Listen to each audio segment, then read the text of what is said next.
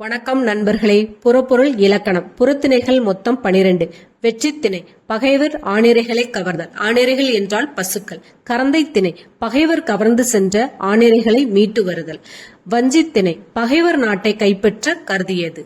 காஞ்சித்திணை தன் நாட்டை கைப்பற்ற வந்த மாற்றரசனை தடுத்து போரிடல். நொச்சித்திணை பகைவர் உள்ளே நுழையாதவாறு மதிலை காப்பது. உளிங்கித்திணை பகைவர் மதிலை நாற்புறமும் வளைத்து கைப்பற்றுதல். தும்பைத்திணை அரசர்கள் இருவரும் ஒரே இடத்தில் கூடி எதிரெதிரே நின்று போர் புரிவது. வாகைத்திணை அரசர் தன் பகைவரை வெல்லுதல். பாடான் திணை மன்னனின் கல்வி, வீரம், புகழ், அருள் முதலியவற்றை போற்றி கூறுவது. பொதுவியல் திணை வெற்றி முதல் பாடான் வரை கூறாத பொதுவான கருத்துக்களை கூறுவது. கைக்கிளை ஒருதலை காமம். ஆண்பார் கூற்று பெண்பார் கூற்று இரண்டும் இடைபெறும்.